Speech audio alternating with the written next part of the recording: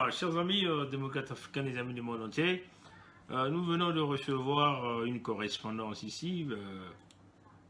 Nous n'avons pas encore vérifié l'authenticité, mais nous pensons quand même qu'il est nécessaire d'en parler. Hein. Nous, ici, nous parlons toujours au conditionnel.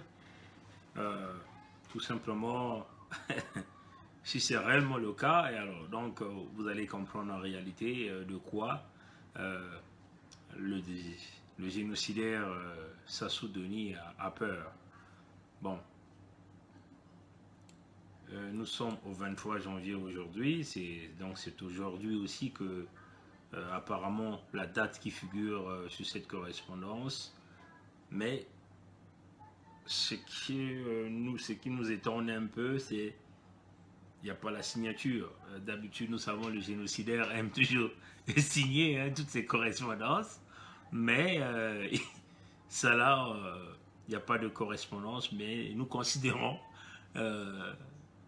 nous prenons ça au conditionnel parce que nous sommes toujours prudents en tout ce que nous disons, parce que nous continuons à demeurer dans le système du baie vitré.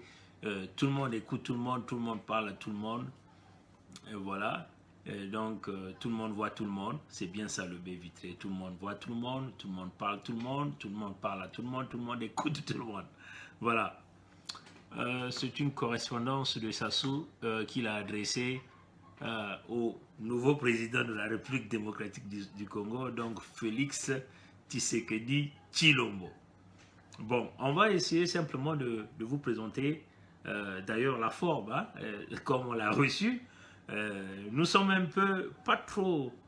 c'est vrai que ceux qui nous ont envoyé, c'est parmi nos sources qui nous donnent des informations, mais toutefois qu'on nous donne des informations ou on nous envoie quelque chose, nous aussi, dans notre l'œil de lynx, notre troisième œil, on essaie de regarder le fond, parce que nous, on ne regarde pas les images comme vous, nous, on essaie vraiment de regarder les détails pour comprendre en réalité est-ce que ça peut être vrai, mais considérons que c'est vrai. Nous allons vous faire voir donc cette correspondance ici là. Voilà. Allez, on va tourner la caméra. On va s'approcher. Bon, comme vous le voyez ici,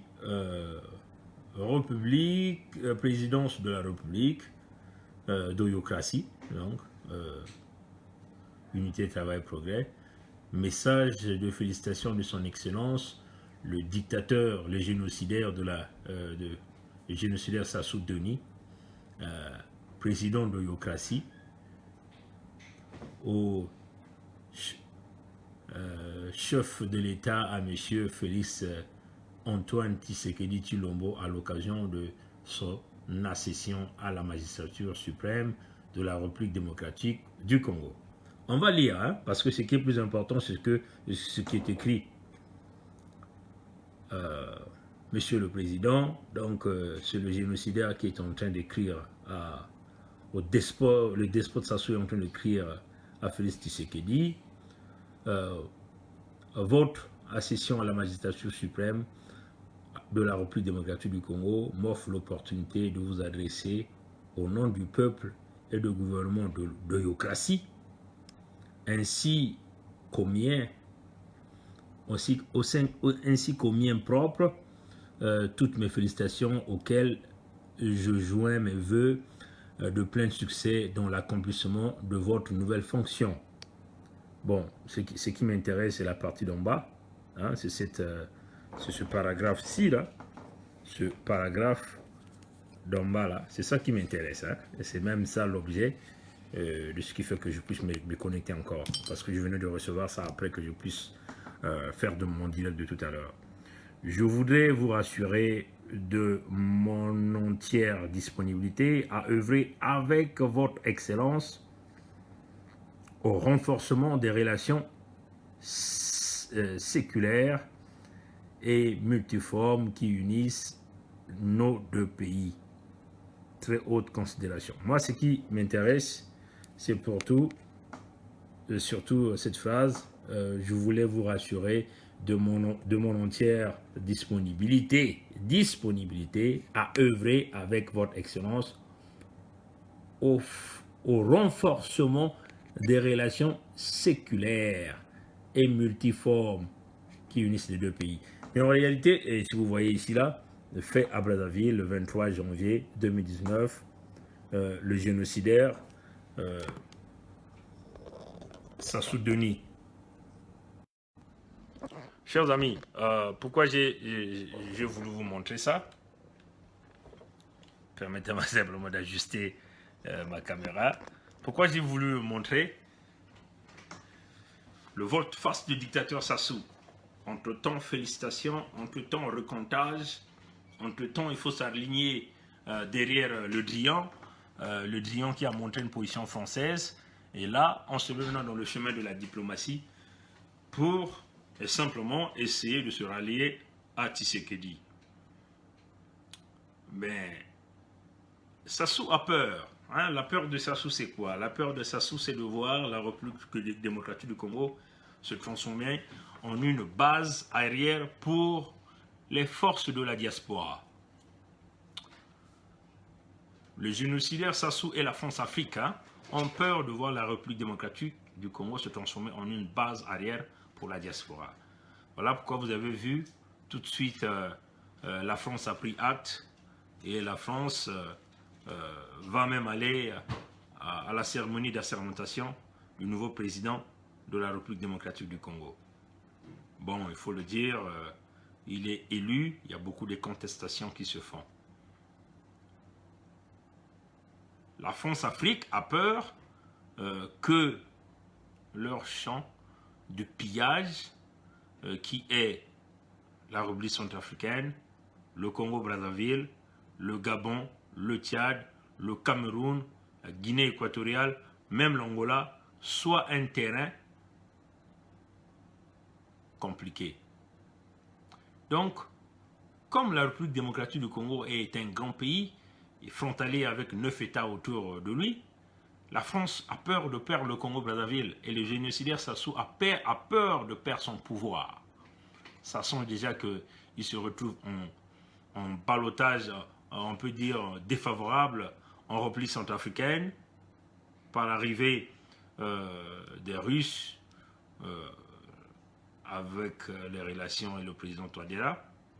Donc, Denis Sassou Nguesso voit ici à Tshisekedi, le jeune Tshisekedi, comme un partenaire.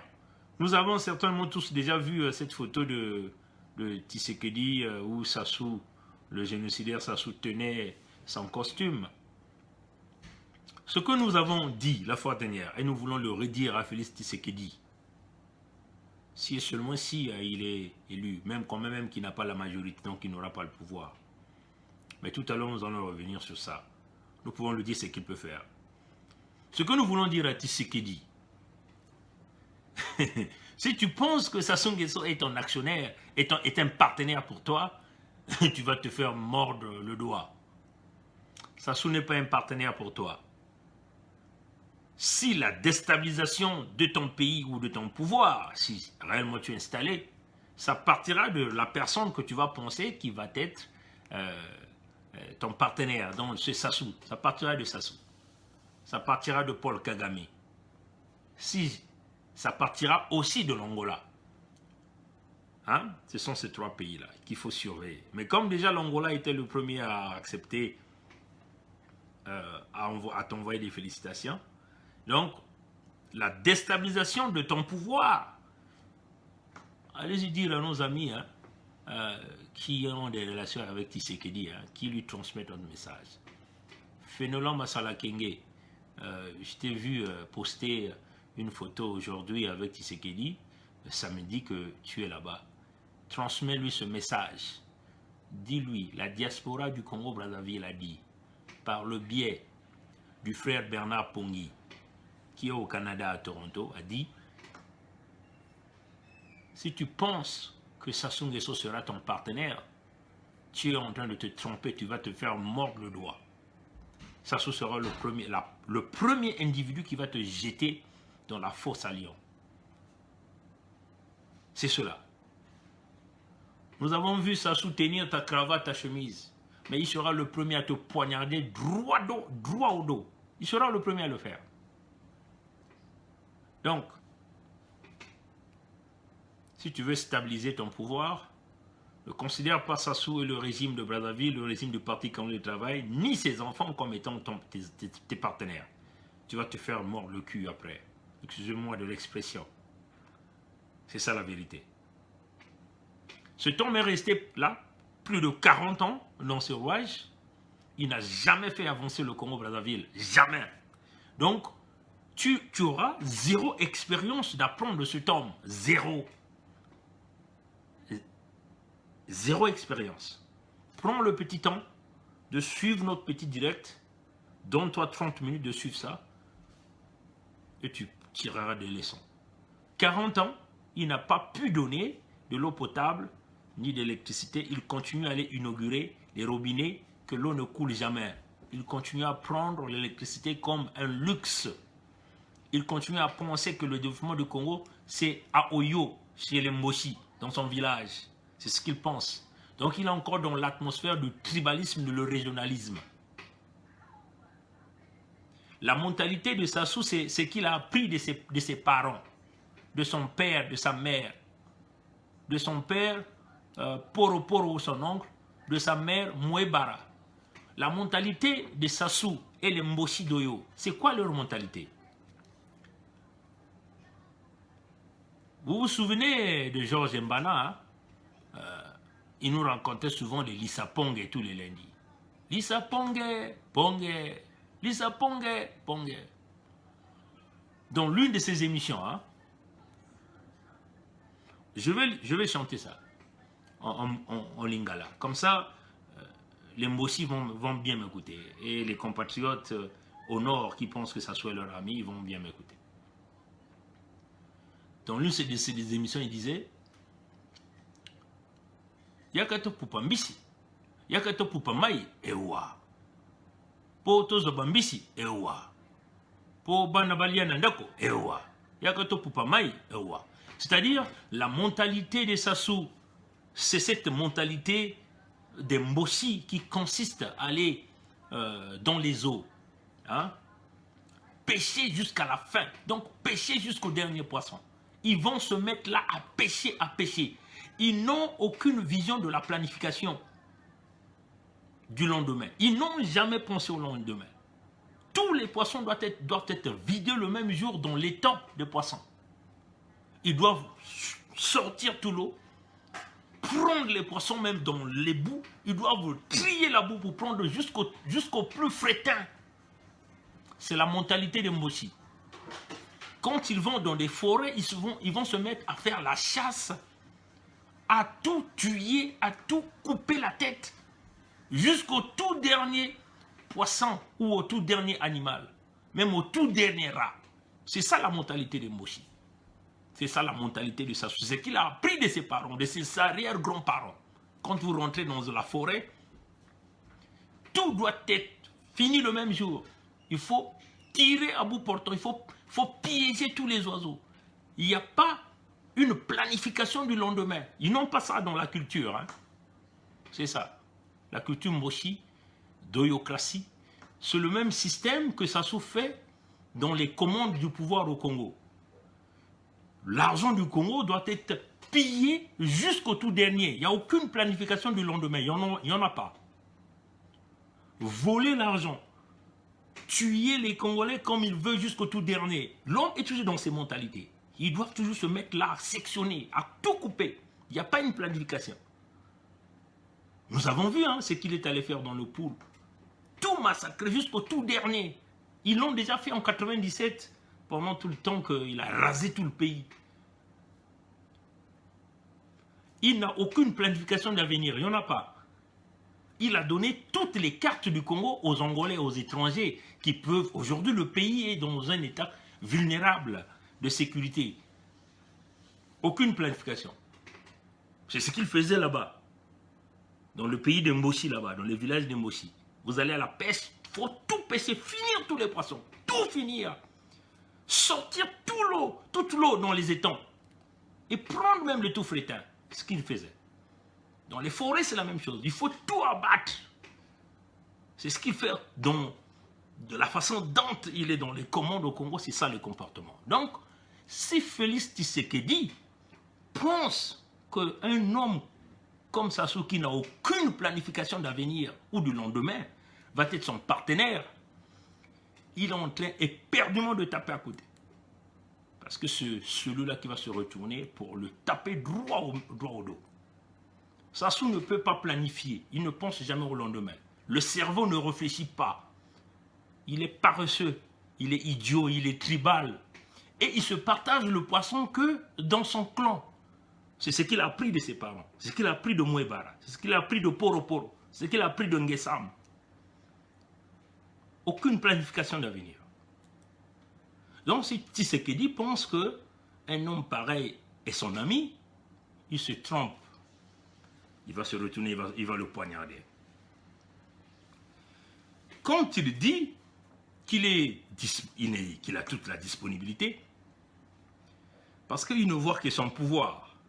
Donc, ce qu'il a camouflé dans cette correspondance, c'est simplement dire on va discuter le côté sécuritaire. Mais si tu discutes Tshisekedi, Félix Tshilombo, si tu discutes le côté sécuritaire avec Sassou, tu es en train de te mettre le doigt dans l'œil. Parce qu'il va utiliser les mêmes stratégies pour te chambouler dans les quelques années qui vont suivre, ou dans les quelques mois, ou dans les quelques jours. Vous voyez? Donc, un homme averti en vaut deux. En vaut deux. Maintenant, en ce qui concerne la majorité du nouveau régime au pouvoir, si nous essayons de voir, le régime de Kabila a tout fait pour maintenir le pouvoir et laisser peut-être 50 députés à celui qu'on a mis président de la République. Les accords en politique, on le fait, on peut aussi les défaire. C'est ça, hein, le jeu politique. Vous avez vu le jeu que Kabila a joué? C'est un despote, un criminel, mais il est politiquement, il est très intelligent. Parce que la politique, c'est ça. Manipuler ses amis, comme d'ailleurs Sassou fait. Mais ce que Sassou fait, c'est vicieux. Il manipule, il tue, il détruit le pays. La politique, c'est ça. Manipuler les autres. Le jeu que Kabila a fait, il a manipulé Tshisekedi, n'est-ce pas? Il a manipulé les opposants, n'est-ce pas? Mais il est devant un fait, n'est-ce pas? Le fait, c'est quoi? Il n'est plus président. Maintenant, qu'est-ce que le nouveau président a? Quelles sont les armes que lui, il peut utiliser pour contourner le piège qu'on lui a mis dessus? Je ne connais pas encore les formes de la Constitution de la République démocratique du Congo. Qu'est-ce que la loi en tant que les fonctions de président? Quels sont les articles que lui peut utiliser étant président de la République? C'est-à-dire ce qu'on appelle les dernières cartouches qu'un chef d'État peut utiliser pour sortir de cette minorité-là. Monsieur Félix Tshisekedi, au Congo-Brazzaville, nous avons déjà eu ce cas. Vous vous souvenez de l'alliance Parti congolais du travail, l'UPADES, au deuxième tour de l'élection présidentielle, une alliance qui s'était brisée après. Bon, l'Issouba avait une majorité, on peut dire majorité, sa majorité dépendait d'un certain nombre de députés du Parti congolais du travail à l'Assemblée nationale, après la conférence nationale. Et quand Sassou a joué ses cartes, en réalité le piège de Sassou c'était de jouer un coup d'État. Mais c'est d'ailleurs ce qui nous a emmené avec les conflits de 1993, pardon, et puis éventuellement, vous vous souvenez du gouvernement Bongo Noira avec motion de censure, ainsi de suite. Vous vous souvenez de ça? Mais le président de la République, démocratiquement élu, Pascal Lissouba, il a regardé la Constitution, il a utilisé des prérogatives qui lui a permis de simplement de pouvoir dissoudre l'Assemblée pour qu'il aille chercher sa majorité à l'Assemblée. Parce qu'un chef d'État ne peut pas diriger dans nos États africains.